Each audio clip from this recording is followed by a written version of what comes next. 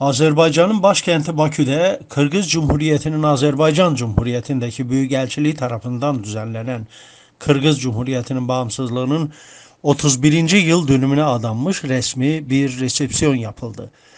Resepsiyona Azerbaycan milletvekilleri, Azerbaycan Dışişleri Bakan Yardımcısı Elnur Mammadov, Azerbaycan'daki farklı ülkelerin büyükelçileri, uluslararası kuruluşların liderleri ve temsilcileri, yaratıcı aydınlar katıldı. Azerbaycanlı şarkıcı Elza Seyitcihan, Azerbaycan ve Kırgızistan milli marşlarını canlı olarak seslendirdi.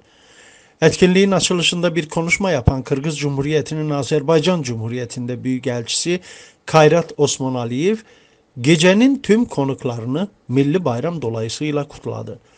Bu ciddi etkinlik sırasında Azerbaycan Dışişleri Bakan Yardımcısı Elnur Mammadov bir tebrik konuşması yaptı.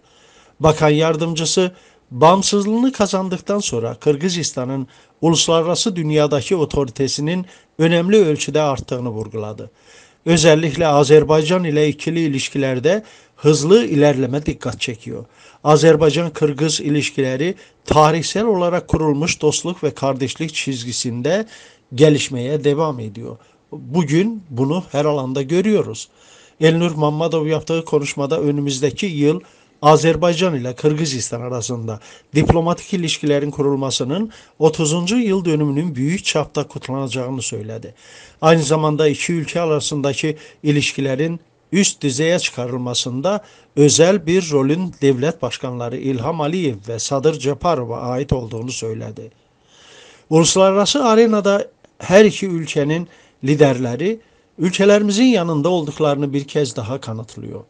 Bu anlamda Kırgızistan Cumhurbaşkanı Sadır Japarov'un bu yıl Nisan ayında Azerbaycan'a yaptığı devlet ziyareti ve imzalanan önemli belgeler söylediklerimin açık kanıtıdır.